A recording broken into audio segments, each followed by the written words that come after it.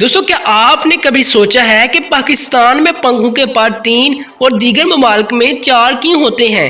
اور کیا آپ نے یہ بھی سوچا ہے کہ چین اور جاپان کے لوگوں کی مونچھیں یا داڑھی کیوں نہیں ہوتی؟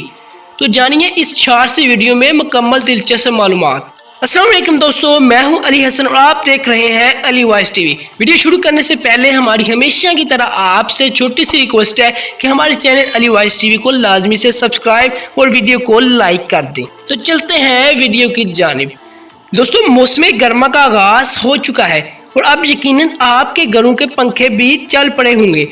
ایسی کئی اشیاء ہماری آنکھوں کے سامنے ہوتی ہیں جن پر ہم دھیان نہیں دیتے، لیکن ان کے پیچھے کوئی نہ کوئی وجہ یا اہم راز پوشیدہ ہوتا ہے۔ آج ہم آپ کو چھت پر لگے پنکھوں کے بارے میں کچھ دلچسپ پہلو سے آگاہ کرنے والے ہیں۔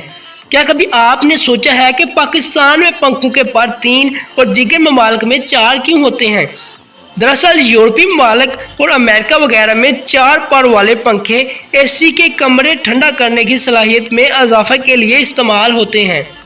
ان پنکھوں کے چاروں پر پوری قوت سے اے سی کی ٹھنڈک کو پورے کمرے میں پھیلا دیتے ہیں اور اسے چاروں طرف سے گھماتے رہتے ہیں۔ تاہم اگر ہم بات کریں پاکستان کی تو ہمارے ملک میں 3 پروں والے پنکھے صرف گرمیوں میں کمرے کو ٹھنڈا کرنے کے لیے استعمال کیے جاتے ہیں۔ 3 پروں کی وجہ سے ان کے وزن ہلکا ہوتا ہے، اس لیے یہ تیزی سے گھوم کر زیادہ ہوا پیدا کرتے ہیں اور ساتھ ہی بجلی بھی کم ضائع کرتے ہیں۔ اس حوالے سے اپنی قیمتی رائے ضرور دیجیے گا۔ اس کے بعد بات کرتے ہیں کہ چین اور جاپان کے مردوں کے چہرے پر بال کیوں نہیں ہوتے۔ عام طور پر ہمارے معاشرے میں جب لڑکا بلوغت کی عمر کو پہنچتا ہے تو اس کی پہلی نشانی اس کی مسیح بگنا شروع ہو جاتی ہے۔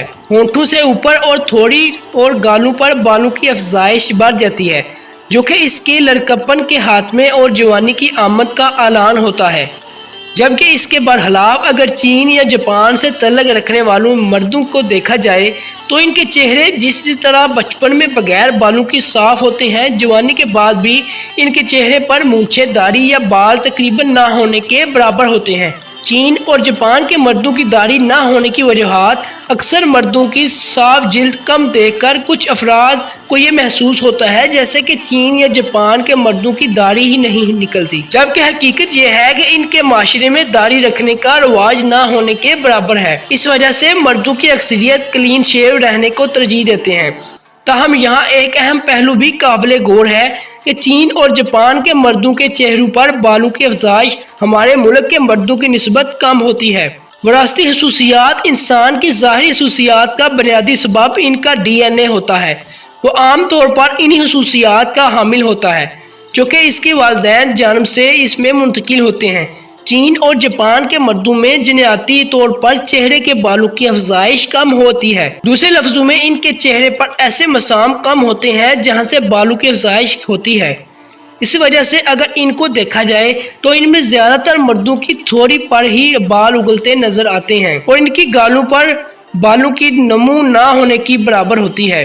ہارمون کے اثرات: جسم پر بالوں کی نشوونما بنانے میں ٹیسٹوسٹیرون نامی ہارمون کا اہم کردار ہوتا ہے، مگر جاپان اور چین کے باشندوں میں ایشیا کی دیگر ممالک کی نسبت مقدار اس طرح کی جاتی ہے جس کے سبب ان کے اندر چہرے پر بالوں کی افزائش کم ہی ہوتی ہے۔ آخر میں ہم آپ کو یہ واضح کرنا چاہیں گے کہ چین اور جاپان کے مردوں کے چہرے پر بھی عام ایشیائی مردوں کی طرح بال نکلتے ہیں، لیکن ان کی تعداد نسبت کم ہوتی ہے اور چہرے کے کچھ محسوس حصوں تک محدود ہوتی ہے۔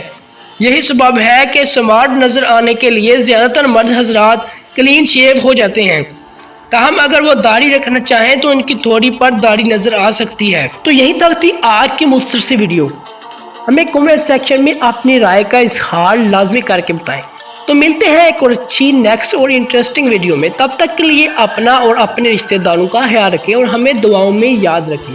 اللہ حافظ، ٹیک کیئر۔